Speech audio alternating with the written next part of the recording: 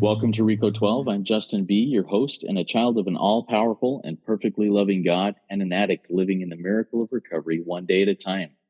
Rico 12 is all about exploring the common threads of addiction and sharing tools and hope from those on a similar path. We gather together from diverse backgrounds, faiths, and places to learn and support one another. Our speakers are members of various fellowships, addictions, and afflictions, thus showing the common threads of recovery, no matter our addiction or affliction. Today is meeting number 317 of the Rico 12 speaker meeting. And our speaker today is Melissa T., who spoke to us previously on meeting number 186. Her topic today is Addiction is a Family Disease, and I really look forward to hearing that message from her here in just a few minutes. First, for a little bit of business. Rico 12 has several recovery resources in our family of podcasts and social media communities. To learn more, listen more, connect more, or just hang out and learn and grow with us, you can check out the other podcasts that you can find at rico12.com. That's RECO12.com. And to join in our social communities, check out the chat and the show notes. Rico 12 is self-supporting, and your contributions help us continue our mission. Thank you to all of our spearheads, past, present, and future. And a special thanks this week goes to Rachel, Trudy, Cheryl, Joanna, Nigel, Adam, and Jeanette. A great big week and with a lot of donors, and we're so grateful for that. Your donations really do make a difference in this work. If you out there also feel the desire to become a spearhead and support this cause, please visit www.rico12.com/support or click on the links in the show notes that I'll put here in the chat for one-time or monthly donation options. Your support, not just financially, but with your word of mouth, makes a big difference in keeping us able to share these messages of recovery. We look forward each meeting to receiving from the light reflected from our speakers. That light inspires hope, meaning, worth, and growth in us, the listening audience. Now I'm going to introduce our guest speaker for today, Melissa T., and give just a little background on her before I turn the floor over to her. Melissa came into the rooms of Al-Anon over 15 years ago to learn how to fix all of the dysfunctional, maddening people in her life. Fortunately, when that didn't work, she stuck around to fix herself. She is a member of the Big Book Sponsorship Group and sponsors fellows in CODA, Al-Anon, and SLA. She credits her recovery journey for the beautiful life she has today and considers it a privilege to share her experience, strength, and hope with others. Take it away, Melissa. The floor is yours. Thanks so much, Justin. Thank you for inviting me to speak. I really love this podcast, and I'm just really grateful to be able to be here and share my experience, strength, and hope today. So hi, everyone. I'm Melissa. Gratefully a member of these rooms. I would say that I've attended various meetings and fellowships over the years, but I really consider myself primarily a codependent and a member of Al-Anon. So I picked a topic that I think is very rooted in Al-Anon recovery. And I picked this topic because I think that there are a lot of people out there who are either struggling with some kind of addiction or the effects or struggling with the effects of growing up in a home with some kind of addiction or dysfunction, and who are suffering in silence. And they don't have to. We all know that. So I'm going to start by saying that I'm really gearing this talk toward people who are either new to recovery or people who have not yet found these fellowships. And I totally understand that this is a program, 12-step recovery work is really about attraction and not promotion, and that people will find these rooms when they're meant to find them. But it just, in my experience, I had a lot of misinformation. There was a lot that I didn't quite understand about how recovery could help me. And I think if I had a better understanding of that, I might have found these rooms sooner and saved myself a lot of grief. So I'm hoping to share this talk with people outside of these rooms. And if it speaks to you, you're welcome to do the same. So I think that many people forget that addiction is a family disease and that it really impacts every single member of the family, whether you are someone who has never touched a drug, or you barely drink, or you've never even, had a glass of alcohol. I know people like that as well. It really doesn't matter because families are systems. And so when one person is behaving in maladaptive ways, it essentially every single person adjusts their behavior to adapt to that environment. And so, in order to avoid any kind of fallout. And so in a sense, the entire family becomes sick. We see that happens all the time. I know that was my experience. And so it's important to, so like I said, that was my experience. And I remember it was really important for me to remember that, because when I first started working with my sponsor, I remember telling her that I was thinking about using my savings to help a loved one get into recovery. Well, I should say specifically like rehab. Now, mind you, this loved one had not asked for my help and probably did not want my help. In fact, I think they probably explicitly said they didn't want my help, but that shows you where my head was at the time.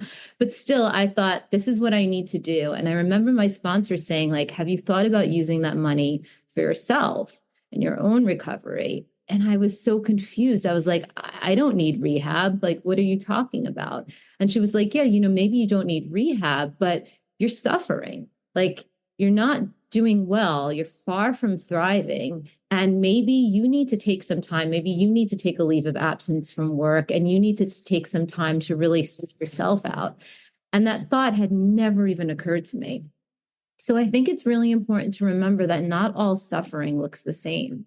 Like, you could be doing really well on paper. You could, check off all the boxes in the sense that you have the good job and that you make money and you're in a, relationship and all of these things that people tend to like, I feel like a lot of people do this where they're like, oh, you check off all the boxes and that must mean you're doing well. And you can still be suffering. And I think that this is often the case for many people who grow up in families with either active addiction or dysfunction. And so if one or both parents struggle, I think people who have families like that, and I'm one of them, I think we often grow up and become like an adult way before our time. And so what happens then is that we become overly responsible. And so on the outside, we look a certain way, right? Like, we're the overly responsible ones. We hold down the jobs, we meet our responsibilities, we're doing really well in all of these ways that are visible to people. But our insides don't match our outsides. And in my experience, that's a really painful way to live. And I think a lot of people are living that way. So I think in many cases, people who grow up in homes with addiction and dysfunction enter into relationships with either substance addicts or codependents. And then the cycle just keeps on perpetuating. Because, and again, I'm speaking for myself here, I think the behaviors that we saw modeled and the experiences that we had, they informed our beliefs about the world. And they armed us with what we thought was an appropriate blueprint to navigate it. But none of the messages we received really help us in the long run. Or if they do help us, they might help us for, a small amount of time, but then ultimately they start actually causing like a lot of chaos and frustrations in our lives. And they make maintaining healthy, intimate relationships and experiencing joy and living to our fullest potential nearly impossible. And I think that until we wake up to this and start making changes, we just keep living out these patterns. And it's like Groundhog Day. At least that's what it was like for me. And I just kept doing this over and over again. And I would have the same problems, just in different relationships, different names, different people who played different roles in my life. But it was just the same issues that kept repeating themselves over and over again. And I think that the biggest misconception about 12-step recovery is that it's only for people who identify as addicts. Because as a codependent, I didn't identify as an addict for a really long time. And I was one. I realize that now. Like, I was completely addicted to what other people thought about me. I was addicted to validation. I was addicted to control. I thought that I had to control my external environment in order to stay safe. I was addicted to other people's approval, but that realization took a lot of time. And so today I tell people who are thinking about 12-step recovery that it's less about recovering from an addiction and it's more about freedom. And again, this is my opinion. Everyone may not feel this way, but to me, 12-step recovery is about freedom. It's about accessing freedom from the thoughts, the feelings, and the behaviors that cause us pain and suffering, that keep us stuck, and that keep us from living happy, joyous, and free. And maybe I'm biased, but I feel like most people that I encounter in the world in one way or another could use access to that freedom, especially right now. You just see it everywhere. And I think had I known that earlier, I would have saved myself probably a lot of grief. So I came into the rooms of Al-Anon more than 15 years ago at the urging of a therapist at the time, who I look back and I'm just like, this woman had the patience of a saint because I would go into her office every week and I would vent about, these relationships in my life. And like I said earlier, it would just be like the same situations over and over again, different names, different people, but the same situations. And so she would just wait for the moment to like gently interject and be like, have you checked out those meetings that I told you about yet? And I would like immediately shut her down. Like, yeah, no, sorry, I've been really busy, but can you believe what like my roommate did, or like my partner did, or my mother, father, like fill in the blank, right? It was just the same like patterns over and over again. And she would just kindly say, like, I really think you should check out those meetings. I think they'd be really, really helpful. But of course, I kept putting it off and putting it off. Sorry, what did I lost my spot. Yes. So, I was just constantly, wanting to change others and routinely feeling frustrated and disappointed about the ways that other people behaved. And because I associated 12-step recovery with alcohol, I ignored her for months. And when I finally attended my first meeting, I remember feeling incredibly judgmental. But thankfully, I remembered that people had said, attend a bunch of meetings before you make a decision, before you decide that this is or this isn't for you, because all of the meetings have like a different personality, different flavor to them. So give them like an actual chance. And I'm so glad that I just had that message imprinted in my mind, because I think the first two meetings, I was like, this is not a place for me at all. And then I don't remember, it was like my third or fourth meeting.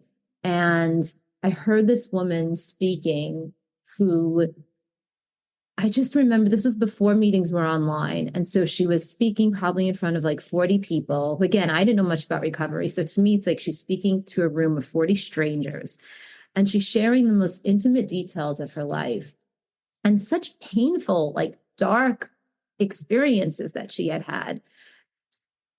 And things that I could relate to, right? Things that I never thought in a million years, like people would actually share with other people. These were things I thought you just take to the grave. And she was doing it with such levity and such, she was injecting humor, and she had this resilience about her. And it was just like, she seemed like someone who, despite what she had experienced, she had somehow figured out a way to come out on the other side of it. And I remember just being like, my jaw dropped. And I thought, I have no idea how she got to this place. I still don't know what these meetings are about and how they're going to help me. But whatever she has, I want it. And I just kept coming back from that point on.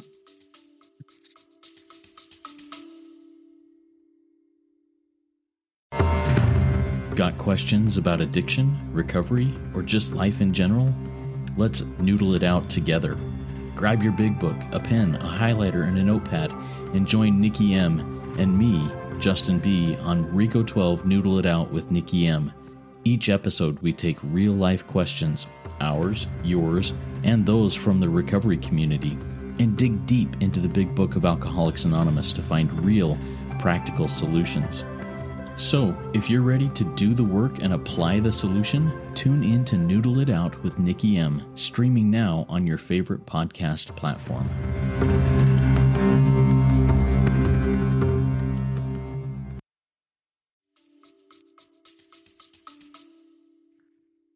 So, my early years in Al-Anon rooms, really provided me with like support. They helped me realize that I wasn't alone. For the longest time, And I don't know if other people can relate to this. Like I always had a lot of friends growing up, or now I look back and I'm like more like acquaintances, but I always felt alone. I just always felt like no one would really understand me. Like, and it's no wonder because I was not, it felt like I was keeping so much hidden from the world. And I felt like I had to in order to be loved and accepted. So I just, I didn't feel like there was anyone out there like me. I think in program, I've heard it, people refer to it as the sense that we're terminally unique. And so when I first came into Al-Anon, that in itself was like so healing for me. The sense that there was like a place for people to talk honestly and openly, and that I was able to start learning that I wasn't terminally unique. And the other thing that was really helpful was to just being able to share honestly in these rooms and to see that, because it's so weird. Like life is so strange, right? We all go through life, and for the most part, you don't really know people. Like we're all just like very, very surface level. And so I had never experienced something like that, where these people who, of course, we judge people all the time based on like their looks or what they do or anything else. And here are these people that I would have probably thought like, oh my God, they've got it made. And I'm down here and they're up here and everything else. And all of a sudden it was like this great equalizer. And it was like, no, we all have feelings and we're all struggling in different ways. And so I felt like there was this place that I belonged, and like there was this place that I could actually start to de-thaw and feel my feelings and share my feelings. Because in the home that I grew up in, there was no room for me to have my feelings. Of course, I wasn't conscious of that. I was just a kid. But I realize now, like, what happened was, I picked up the message that there was no room for my feelings. And so I just started stuffing them completely. And unbeknownst to me, I became this adult that had no idea what my feelings were. And so early on in recovery, I started to de-thaw and to speak my feelings. And I can't overstate how valuable, how life altering that was for me. So that was a huge biggie. And I just want to say that, like, about feeling your feelings, like, I find that so many people have no idea what they're feeling. And it's interesting because you ask people what they're feeling and they tell you what they think, because feelings are like a raw sensation in our body. It has nothing to do with our thoughts or our heads. But so many people are so completely disconnected from their bodies that they have absolutely no idea what it is that they're feeling. And if you don't know what you're feeling, it's really hard to make choices in life that are going to ultimately serve you best. So it was so important for me to start feeling what it was that I was feeling. And over time, the support, the readings in Al-Anon, the slogans, all of those things started to become a working part of my mind. And so, I remember learning for the first time in these rooms, because if you don't grow up in a home where this stuff is taught to you, you become this adult who you don't even realize it, or I didn't realize it, but I had formed these beliefs that were just these subjective beliefs based on my subjective experiences, but I believe them to be gospel. You don't question them, or I didn't question them. So all of a sudden I started hearing, that people pleasing wasn't kind. It wasn't kind at all, regardless of if you see all the adults in your life doing it and passing it off as kindness. It's actually control and manipulation. I learned that healthy boundaries actually foster intimacy in healthy relationships. I learned that no matter how hard I try, I can't control another person. There's nothing I can do to control another person. And I learned how to detach with love, which I learned was very different from detaching with an axe. There's not this idea of just detachment, period. There are very different ways to detach. And I can say from personal experience, that detaching with love, it doesn't matter, even if the person that you're detaching from doesn't know that you're quote unquote detaching with love, the energy shifts. Something shifts in you. And even if you still have a relationship with that person, whether you do or you don't, the entire dynamic shifts. Believe me, I know it sounds crazy and woo-woo, but I have firsthand experience of that happening, and it happens. Today, I'm part of a fellowship. I work the steps and I work these programs a little bit different. I'm part of a fellowship that, and I just want to say this because I've talked about this before, traditional Al-Anon meetings helped me a lot, and they got me to a certain place in my recovery. but I felt at a certain point like I was stalling a little bit. And so today I work these programs out of a group that works all of the steps out of the Big Book. It's Big Book Fellowship Group. And it doesn't matter what your addiction is, what your affliction is, all of the steps are worked out of the Big Book. And they really focus on three things. The recipe for recovery. And it is to do regular inventories and the practice of doing the practice of like, it's not something you do once in the fourth step. It's like you're continuously throughout your life doing an inventory. You're saying like, okay, I felt angry today, or I felt resentful, or I felt fear come up. Let me sit down and write out an inventory and get to the bottom of what this is actually about. Because more often than not, when I do these inventories, I find that my response, if I'm having a hysterical response to something, and you may have heard this expression, if it's hysterical, it's historical. So it's actually not about that interaction I just had with my boss or my partner or anybody else. It's actually bringing up other things. And there's some kind of alchemy about putting pen to paper and doing that inventory and really seeing where this is coming from and what you can do instead, what fifth column principles you can embody instead to sort of shift the way you're feeling about everything and the way that you're acting. So that's been hugely helpful. The other thing that this group stresses is cultivating a relationship with a higher power, which if you are not in these rooms and that is something that you feel like has been sort of an obstacle for you, I get it. I grew up with zero religion and I always felt like, ooh, religion, like that's not for me. I just want to say, like, these programs are not about organized religion. That's not what we're about here. It's about believing in a power greater than yourself. That's it. It's just a spiritual foundation. And I have found that has helped me in so many areas of my life. I cannot stress enough how hugely helpful that has been. And then doing service. And doing service is this idea of getting out of self, because when we're stuck in self, that's when we're stuck in rumination. And that's when we're stuck in paralysis. I find that nothing good comes out of being stuck in self. And instead, when you start doing service, you're actually building self-esteem, which I feel like many of us in these rooms can use. We come to these rooms and we lack that. And you're building self-esteem because you're doing esteemable acts. People think like, oh, I have to worry about this thing that's going on. But just like ask yourself, like, where is that worrying getting? Like, are you actually taking positive actions? Are you helping anyone? More times than not, I just find that I'm not. I'm stuck. And so getting out of self is really helpful because it helps us get unstuck. And it helps us take actions. And when we take actions, that's when we stop feeling so helpless, So I think that people who struggle with process addictions, which are like the addictions that I relate to, the codependency and, Al-Anon folks, and not, necessarily addicted to substances, I think that we can suffer for a really long time because I think our culture normalizes a lot of our behaviors and it even praises them.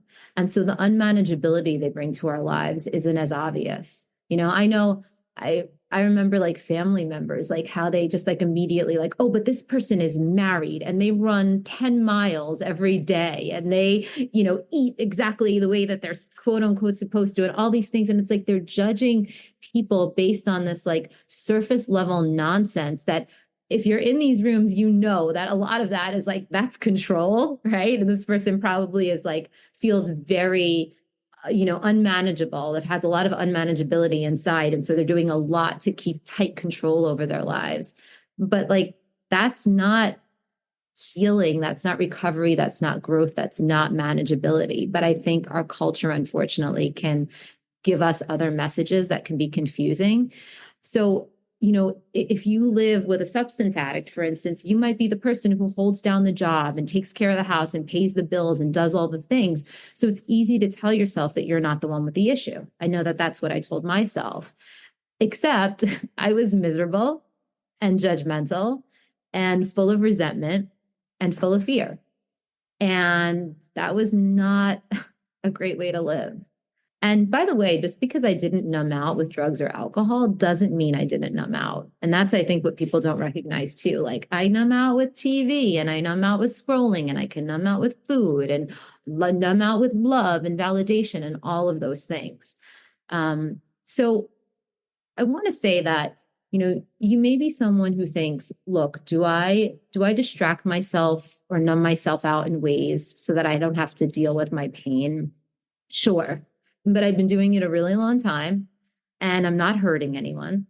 And I don't need a 12-step program at this stage in my life. And I get that. I can really understand that.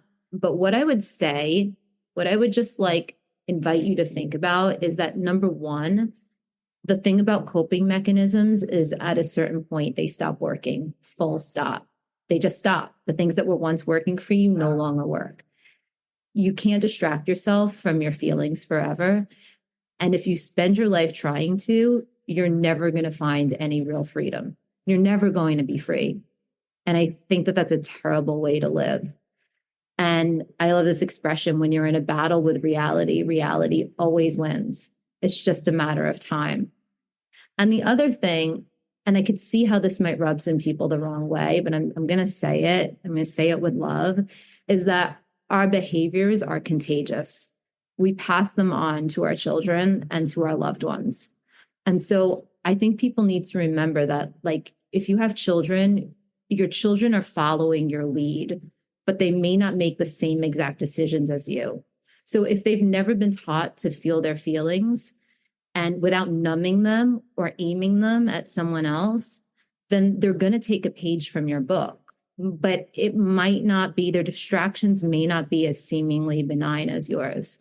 So sometimes I talk to people who are like, I can't believe that my child is using drugs. Like I never so much as drank in the home.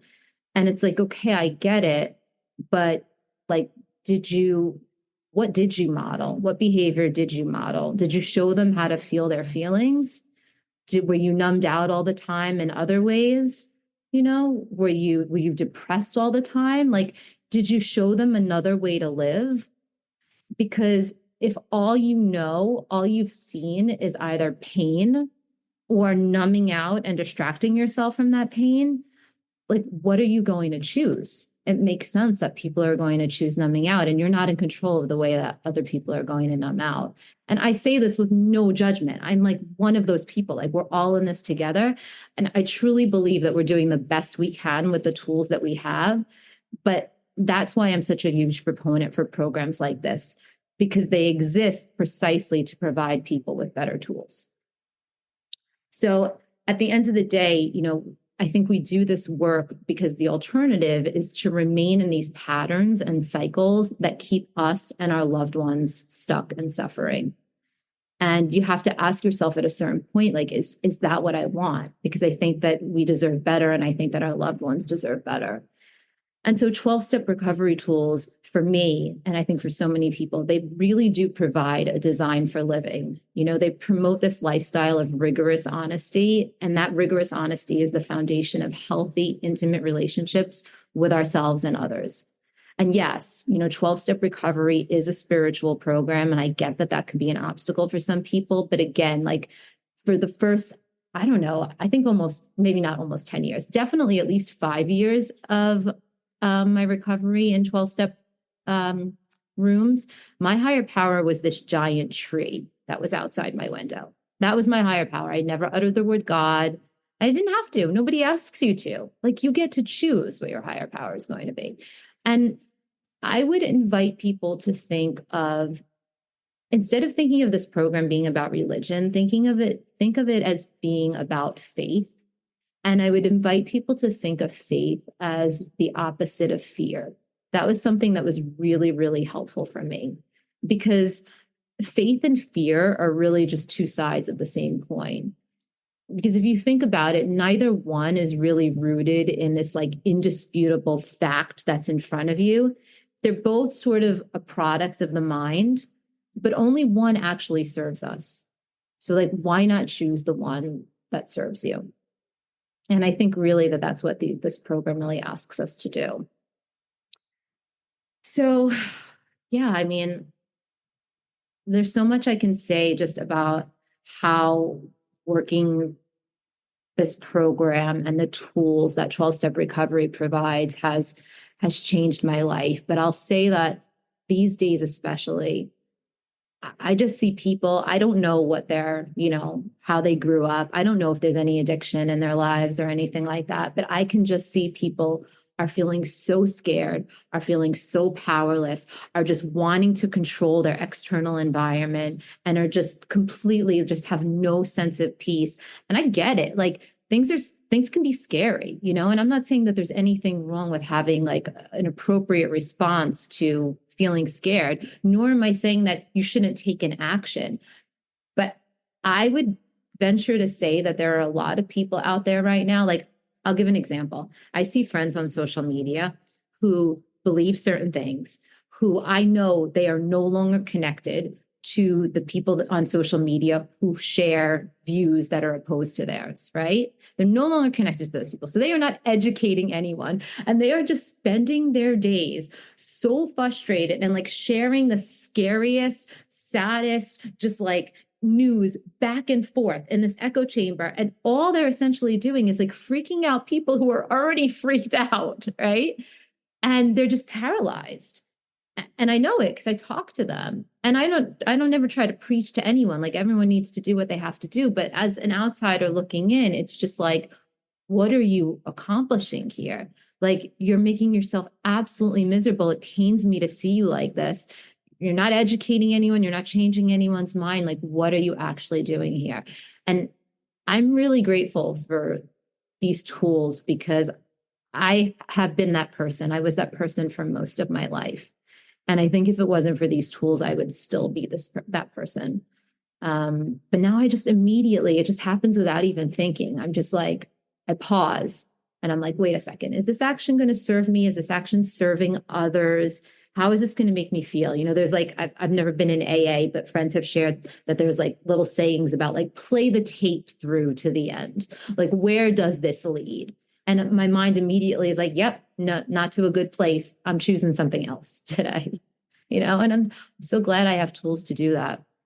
So I think that these programs really provide a container for us to start getting really honest with ourselves. And when you do that, I think life opens up and you realize that you have so much more agency than you think and so many more choices, and that you can really find peace and contentment, whether the people around you, the addicts in your life, whoever, like whether anyone has changed or not. It doesn't matter whether they have changed or not. You can still find peace and recovery. I think that's like a foreign concept to most people. I know it sounds counterintuitive. It did to me as well, but it's really, really true. So I'll end with a paragraph from the Al-Anon Welcome. We urge you to try this program. It's helped many of us find solutions that lead to serenity. So much depends on our attitudes. And as we learn to place our problem in its true perspective, we find it loses its power to dominate our thoughts and our lives. I can talk longer. I don't know where I am on time, Justin, but those were the points that I wanted to cover.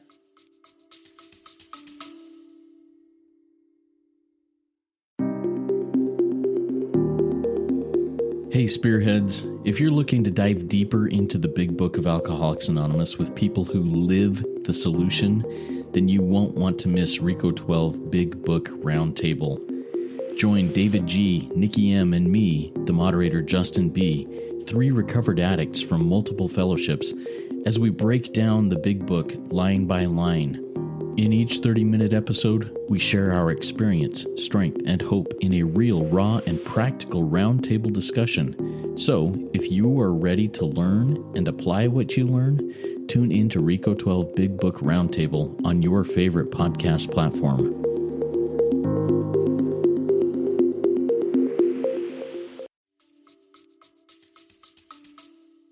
Yeah, that's great. Thank you so much, Melissa. Perfect timing. Appreciate your shares. I got so many good things out of there.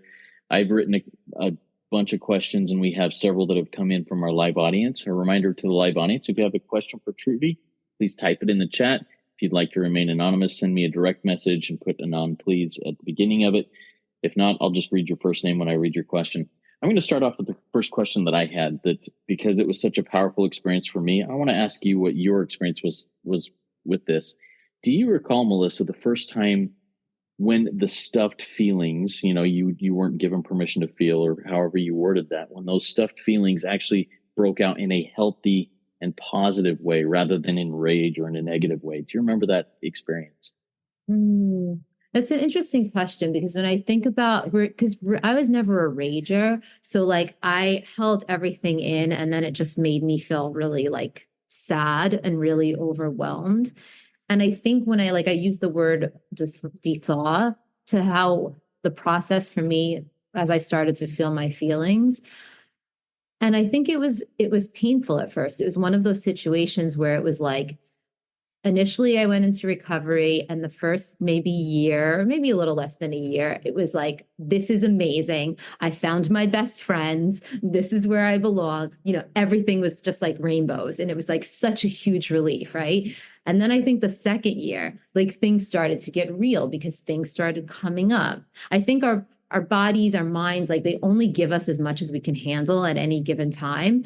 And so I think, and I'm sorry if I'm going a little off topic, but I think that, as you go through the healing and the recovery process, it might not be like straight up. It might be, a little bit like nonlinear because, you're uncovering another layer of the onion. And so it might be time to address something that feels a little bit more painful, but you're not backsliding, right? You're moving in the right direction. So to answer your point, Justin, I think I felt like, oh yeah, this is starting to get real.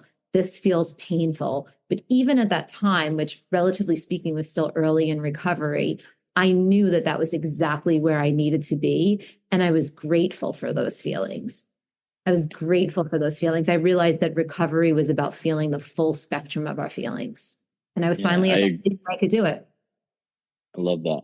And that's kind of how my experience was too. All of a sudden, something broke in me, something broke free, and it hurt like crazy, but it was a healthy, rather than an explosion, it was like a healthy gushing of emotion that built rather than destroyed.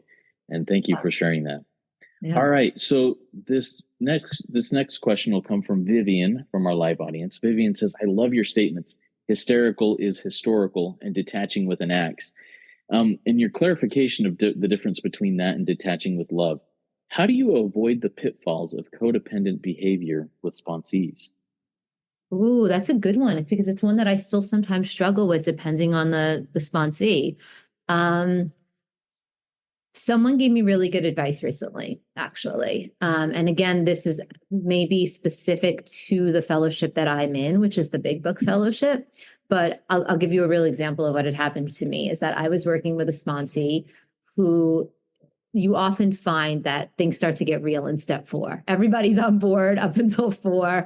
And then they're like, I didn't have time. I'm da da da da da. And then like weeks go by and they're like not there yet, which I get it. It took me a while too. And so I've tried over the years to have like an understanding of that and to show people some grace. But what I was doing was I was still keeping to our weekly meeting, and they were as well. And then we would just talk. And what happens is without realizing it, I was like, wait a second, I'm being less of a sponsor here and more of like an armchair therapist or a friend or whatever. And someone in my group said, I don't meet with my sponsees unless there is a big book between us. Like, I do not meet with them unless there is that book between us. And if they haven't had time, and it's fine, she's like, you can show them some grace when it comes to like these bigger steps that require more effort, like 4. But if they haven't had time to do it this week, then there's no point in meeting with you. Like, give them that time. Say, okay, use this hour to work on your inventory and we'll meet next week. And I think that those things have been really helpful because I think my codependency can show up, and especially when you're a beginner-ish to sponsoring, when there's not enough structure there. So if you create the scaffolding where you say, like, we are going to meet to discuss the steps and that's what we're going to talk about, I think that there's less opportunities to sort of veer into that codependent behavior because you're constantly, and even if you don't look at it as a step work, I also try to have that scaffolding even when I initially meet with somebody who wants to be a sponsor, a sponsee of mine. I say, listen, our main job is to do the step work. You have to find a God squad. You have to find people who you can talk to and reach out to when you need to share. But that's not necessarily me. Like, yes, once in a while you can leave me a message, but I can't be your only person. Like, I make it very clear what I'm going to do as their sponsor. And their job is to get in service, get in the middle of the herd, talk to other people, do all those things. I hope that's helpful. Yeah, thank you so much, Melissa. Very helpful. Next is from Michael, and this isn't a question, it's more of a comment and some information. So I'm going to share this. He says, great share. And he says, I've struggled with process addiction for a long time. And he just found out recently that there are rehabilitation centers around that have started taking insurance for process addictions, not just substance addictions. So with that, if there's somebody out there that says, you know what, the steps, I need something more, maybe that's something to look into. Or maybe you're somebody who says, I'm not willing to do the steps yet, I'm looking for other solutions. Maybe that's something to look into. So just wanted to put that out there. Thank you for sharing Thanks, that. Mike. I had no idea. That's actually really interesting. Yeah, I thought so too. All right, next one is an anonymous attendee here. This person says, can you talk about any particular Al-Anon or Coda literature that you found helpful, and also how you worked on codependency using the Big Book? Sure. So there's like the books that I think a lot of people have heard of, like Codependent No More. Melanie Beattie is a great author who writes a lot about codependency. I think she's probably one of the foremost experts in that field. I think there's one by, and the names are confusing because they're similar, but I think there's one like by Pia Melody or something like that, that also has to do with codependency. I've found that everything Melody Beattie has written has been really helpful for me. But I will say, like, it was most helpful in the beginning of my journey. And I don't want to say that like what I've come to find is true for myself is true for everybody else, because everybody has their own journey. But I was someone who thought the more information I have, the more information I acquire, the more I learn, like that is going to be what helps me recover, quote unquote. And in my experience, that was not the case. Like, I'm an information junkie, you know, I love, reading and I love learning about this stuff, but recovery for me started happening when I got out of my mind and like actually got into action and got into service. And that's why I think that finding the fellowship of they called spiritual gangsters, the Big Book recovery group, was so helpful for me, because that was the first time I had ever had any experience with a group that said, we're essentially going to give you the same tools as people who are in AA. And that's how millions of people have actually have found recovery. So it makes sense. And it really did skyrocket my recovery to the next level. So I think reading the books can be helpful. It's great if you want to learn more about it, but learning about it is not what helped me move through it. And in terms of how the Big Book has helped, it just gets you out of self, like doing it through the Big Book, because the Big Book just focuses on action. It really does, in a way that like I had never experienced before. It just makes it very clear. They call it a simple recipe. They say it's simple, not easy. And it really is, because you have to be dedicated and you have to do the work. But it's like, instead of, I used to, every time I struggled with something, I had a conversation with my boss that went south, I was fighting with a friend, whatever, my instinct was to pick up the phone and like dial 10 people, right? And keep that at the forefront of my mind. And you're getting more and more riled up as you speak to people. I just don't do that anymore. I know that's not where I'm going to find recovery. I actually go to the Big Book. I pause. I put my feet on the ground. I read a passage. For me, as somebody who's not an alcoholic, I found it really helpful. I crossed out where it says alcohol in the Big Book, and I'll put thinking, or I'll put codependency where codependency is applicable, so that the words, when I'm reading it, I relate more to what I'm reading. And I'll just read, and then I'll meditate, or I'll pray, or I'll go to two-way prayer, or I'll get on a meeting and do service, or I'll put something in the chat. We have these WhatsApp groups, and I'll say, hey guys, I'm available if anybody needs to talk, for 15 minutes, if you want to, like, there's always somebody else I can help. I know it sounds counterintuitive because you think, well, I'm the one who's in pain. I'm the one who needs help, but we're all examples, like we've all lived through this. Like it's not how recovery works. Like recovery works when you get out of self, you start being of service, you recognize that you have a purpose, you're not stuck in your own nonsense all the time, and you actually start growing.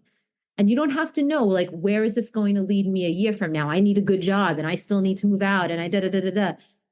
You will find your path. And you'll find it a hell of a lot faster than if you just sit there in your worry all day. I'll tell you that much. So I know it sounds silly sometimes and like it doesn't make sense, but it actually really does. I hope that helps.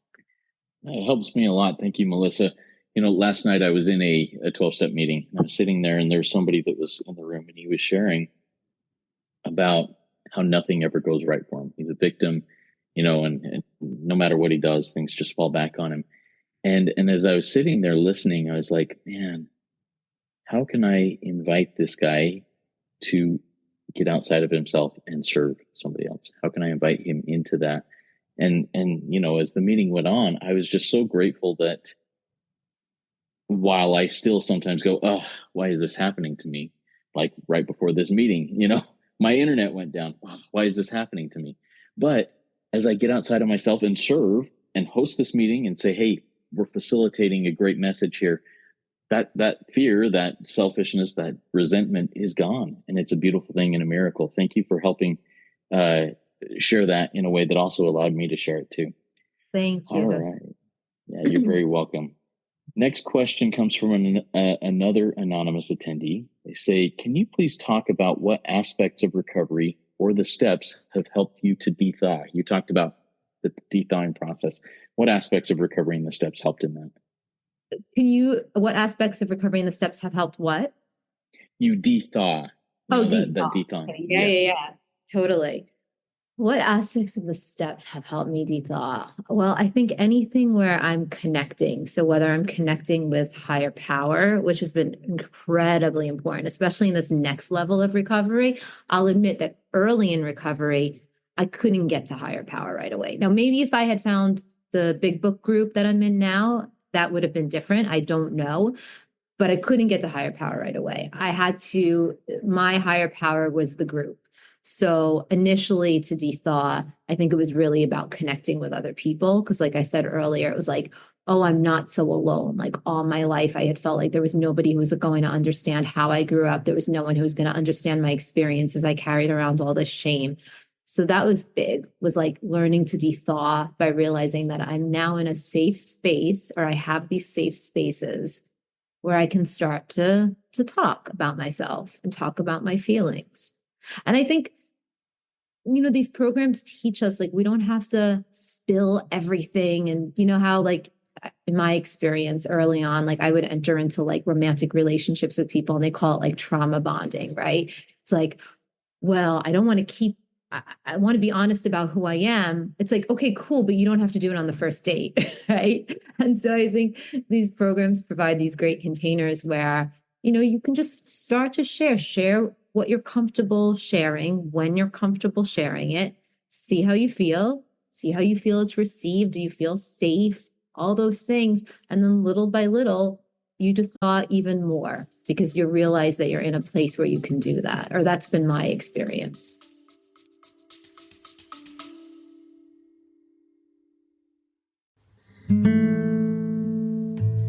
Hey Rico 12 Spearheads, if our recovery resources have helped you, please consider a donation. Your financial support, as well as your word of mouth support, keeps Rico 12 running and reaching the man who is still sick. Donate today at rico12.com/support or check the show notes for PayPal and Venmo links. Every contribution helps carry the message. Thanks for being a Rico 12 Spearhead.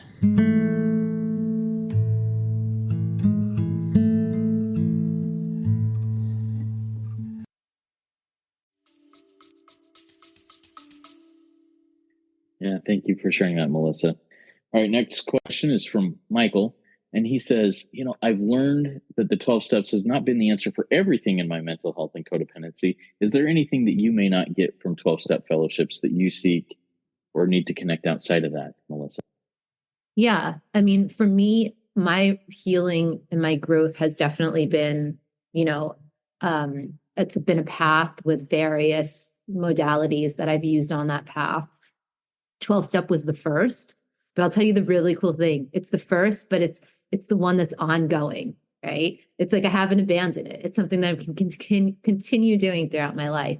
But I have also found over the last few years that parts work, which is parts work and inner child work, which is something that they do talk about a lot in ACOA, which for anyone who's unfamiliar, the acronym is Adult Children of Alcoholics, but my parents weren't alcoholics. So for me, it's Adult Children of Dysfunction, and everything's applicable if that's how you identify.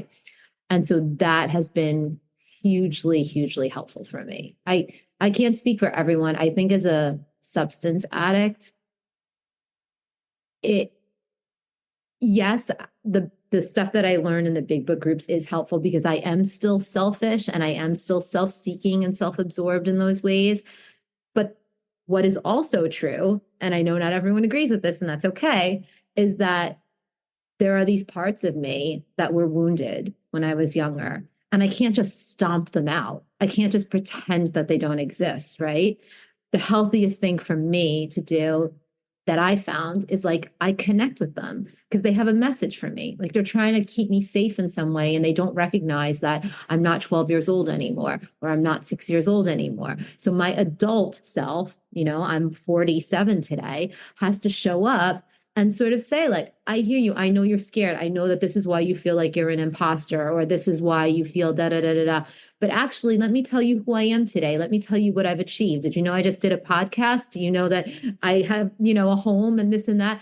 And you start to work with those parts, and they start to take on different roles for you because they understand that they don't need to take care of you anymore because you're not 6 years old. So that's been really helpful for me. And it's just been a combination of these different recovery modalities that have been really helpful. Thanks for sharing those. I love that. All right. Our last question is from another anonymous attendee. This person says, how do you balance service with codependency/people pleasing? I've had experiences where I've pushed myself to be of service, but it's left me only feeling resentful and burned out. So what are your thoughts on that and experience with that, Melissa? Yeah, that's a great question. I would say that comes down to really getting in touch with your feelings and being very present with how you feel in your body and what your actual needs are, and pausing. The pause has been hugely helpful for me. So before you take things on, it's like, can I do this? I think two-way prayer has been really helpful for me because if I have a question that I just is bouncing around in my head that I'm not sure about, there's something about that structure and carving out that time to just write the question out, see what comes up from my God, my highest self, whatever you want to call it, and write it down. Like, we tend to think that we have to make these like split-second decisions all the time. Somebody sends us a text, we need to respond. Our boss sends us an email, we need to respond in 5 seconds. And I think oftentimes that's a story we tell ourselves, and it doesn't lead to great results. And I think just reminding yourself that you get to pause and really check in with how you feel about the situation. I find that higher version of ourselves that enters in those pauses usually has the best advice for us, And for me, I'll just say, like, I go to my body because my mind, that's where my liar lives. Talk about the liar in our head. But my body never lies to me. So I ask myself that question and I'm like, what does this feel in my body? I'm about to tell this friend that I can hang out with them this Saturday. Do I have a sensation in my throat? Do I feel something in my stomach? Da, da, da, da, da. And journal on that for 15 minutes because your body doesn't lie to you. Yeah. Oh, thank you so much. And I love that two-way prayer practice. It's very powerful in my life. All right. Before we wrap up here, Melissa, if somebody would like to get in contact with you, are you okay if I connect them with you? For sure. Okay. So if anybody would like to reach out and connect with Melissa, please send an email to rico12pod@gmail.com and I will help facilitate that. That way her information isn't out here in the universe for everybody and anybody to reach out to. So send an email to me, rico12pod@gmail.com. I'll put it in the chat and in the show notes and we'll get you connected. Melissa, are there any final words of wisdom you have before we wrap this up? Final words of wisdom. I would just say stick with this work. Like my like I said, it hasn't been linear. There have been times where I get so in my, like, I've been in recovery for probably about 15 years, maybe a little more. And there have been times where I thought, like, I work so hard at this. Why do I still not have the relationships that I want, or the partner, or whatever it is? And, I come from like a lot of trauma. So there's like a lot to, unpack and work through. But like, I have come so incredibly far. And I really meant like what I wrote in that intro, like the life I have today is a gift. It's never always going to be perfect. That's not how life is. But like, you just learn how to navigate the ups and downs, and you just learn to find like so much beauty in the reality. And you learn how to stop manufacturing your own misery. And when you learn how to stop manufacturing your own misery, you're not even aware of how you're doing it. Just life opens up, and even the hard times get so much easier and so much more manageable. You learn how to walk through them, and come out on the other side, and it doesn't take as long. So yeah, just keep at it. If you're new, just keep coming back and doing the work. I promise you're going to see results. Love it. And I love that invitation. Just keep coming back. You'll see results. All right. Thank you so much, Melissa, for a fantastic RICO 12 weekly speaker meeting. If anybody out there in the audience has additional questions or would like to connect with Melissa or with me or with anybody, please send an email to rico12pod@gmail.com. You can jump in our WhatsApp community. Just ask me through the email. I'll get you connected there. If you haven't already done so, please consider rating and reviewing the podcast on Apple Podcasts, making a donation. Links are in the chat and the show notes. Next Friday, we're scheduled to hear from Stan P., another a first-time RICO 12 speaker. Excited to hear from him. Also next week, if you're on the email list or in the WhatsApp group, we will be having a pop-up meeting either Tuesday or Wednesday with a special guest who we'll be doing a pop-up meeting with. So stay tuned if you want to jump in next Tuesday or Wednesday. I'll get you that information as it comes down. So now let's launch off into the rest of our day with the Serenity Prayer. Melissa, will you say that for us, please? Sure.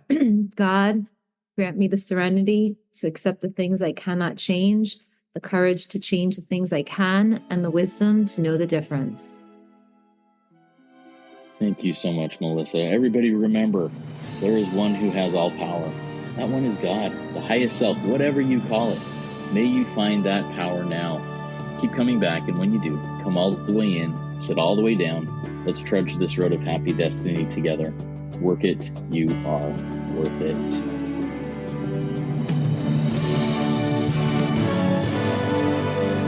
Standing still a moment, carving out this time, reflecting on the landscape of this life of mine. Peaks too high to conquer, streams too wide to cross, troughs too deep to walk through without incurring loss. Yet here I am, still standing tall, despite the rough terrain. One like me survived the storms and walked through wind and rain. Still standing, I will fight the good fight, still searching for glimmers of light, feet still on the ground. I can still be found, standing still.